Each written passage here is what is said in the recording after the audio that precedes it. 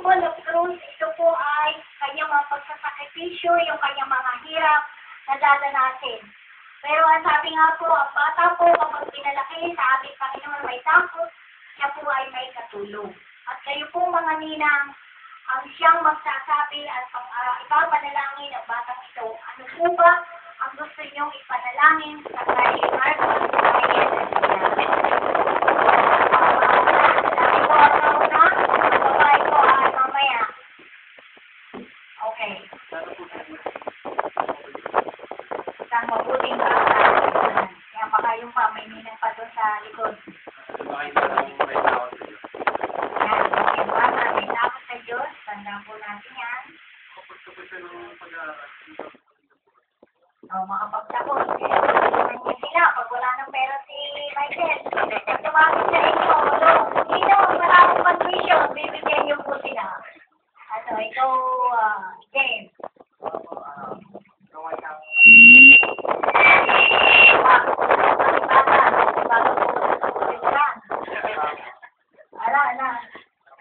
Natrabaho. Masipag. Mabait. Ano pa? Tingnan niyo yung magaganda. Maging mabuting anak. Hindi lang, mabuting anak. Wala nang ginagawa. Mabuti siya, walang ginagawa. No? Wala akong magsasabi ng siya maging ano. Siya yung maging kalugod-tugod nito. Ayun, maging katugod-tugod. Sige po, yung promise na pagkawalay kayo ba yan?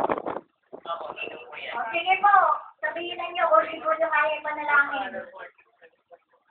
Yan po mga sinabi niya, naririnig yan ni Marcos Ryan Akira. Naririnig po niya yan, kasi bata, ang spiritual niya, naririnig yan. Okay, ikaw naman ano? Carl, ano naman ang gusto mong mangyari si Ayen? Maging mabait. Mabait? Mabait? Mabait? Maging healthy po. Ano, i-specify nyo, mabait? Masunurin? Yan. O, sino pa? Maging mabuting halimbawa sa lahat. Amen. Wala na po ba? Ayan, kaya naman po mga nina. Sana ay maging matulungin bilang mga magulang. Ayun po. Ayun. Nasunurin sa magulang, higit na lahat sa Diyos. Yan, may takot sa Diyos. May magkaroon siya ng takot sa Diyos at lumaki siyang may pagpapasakop sa ating Panginoong Diyos. Amen. Lahat po ng inyong sinabi kay Akira ay, bagaman niya po ay bata, siyempre dapat niya. Kasi wala pa sa sila, alam na niya ang lahat. Ayun po, sino naman po sa inyo ang mananalangin para sa kanya?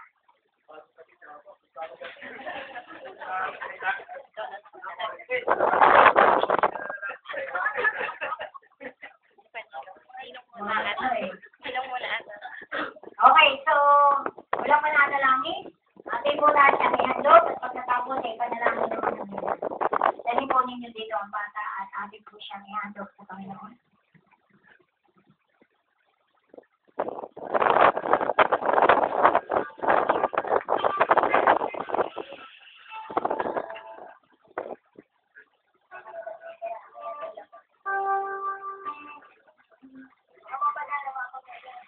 Inihandog ko po sa inyo ang batang ito, Diyos. Tulad Panginoon, ang sinabi na kanyang mga tulad na siya po ay maging matulungin, maawain na lahat ng bagay. May takot sa iyo, Diyos. Pagpalain mo ang kanyang pagdating. Suplayan mo lahat ng kanyang pangangailangan. Bigyan mo siya, Panginoon, ng kagalakan na makapaghandog sa iyo, Diyos. At higit sa lahat sa kanyang pagdaki, siya'y maging kagalakan ng kanilang mga magulang, ng kanyang mga hindi naman silang Lord God, maging ang kanyang mga ako, kanyang mga lolo at lola. Lord God, ang batang ito, Diyos, ay mahalin mo at bigyan mo po siya ng malakas na pangangalaman, malusog. Tulungan mo po siya, Panginoon, sa lahat ng kanyang mga pangangailangan at gawin mo po siya may takot sa iyo katulad sa Samuel na naghandog, Panginoon, sa templo at naging hukom, Panginoon, ng bayan ng Israel. Lord God, na nainiwala ko na batang ito, God, ang biyayin ng tira ay iyong magiging lingkod pagdating ng panahon. Kaya, Ma, palakasin mo siya patatugin at laging bakuran ng banal mong dugo at ingatan. Maraming salamat sa iyo. Narito po, Diyos, putputin mo siya ng banal mong espiritu mula po sa kanyang paglakihan ng sa kanyang, mula po sa mga kabataan hanggang sa kanyang paglaki. In Jesus Christ's name. Amen. Amen. Praise God. Hallelujah. Yes, Lord. Palakpak po natin, Panginoon. Hallelujah. Sige po, kayo naman po mga ninang.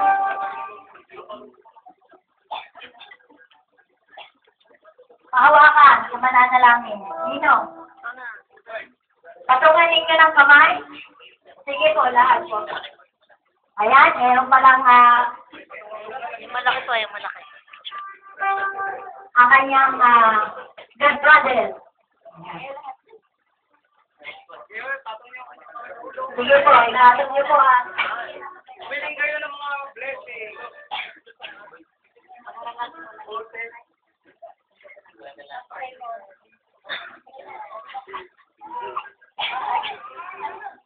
Yes.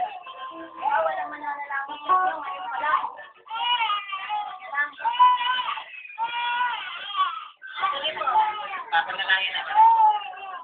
O, sino mananalangin sa inyo? Sino mananalangin? Sige, para ay like na. O, walang mananalangin sa inyo?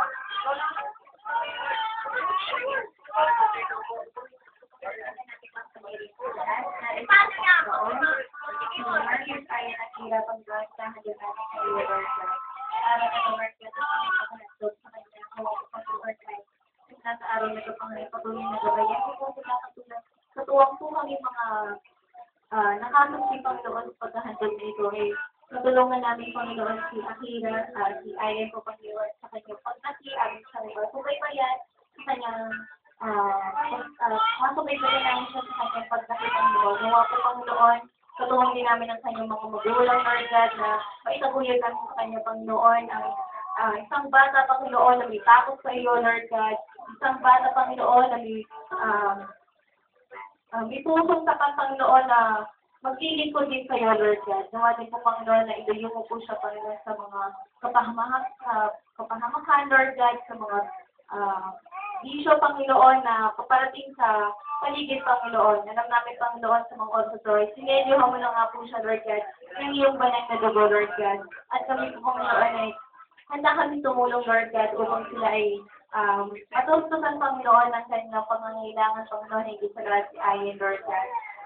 Ang batang ito, Lord God, ang panganib po ng aking kapatid, Lord God, ay maging masunulit tapat sa iyo, Lord God, at patuloy na magtaguyod din, Panginoon, sa magdang Panginoon, sa kanyang pamilya, Lord God, at ikaw po siyang nakakahanap, Panginoon, ng magiging buhay ng batang ito, Lord God.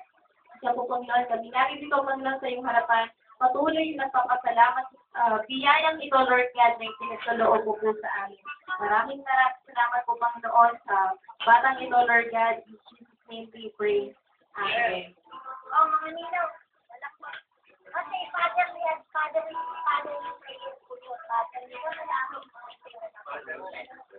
ayun bilang Ama, huwag ninyong pagkain sa ibalura sa pagkakala sa inyong inaanak. Ay, napakaikilang na prayer.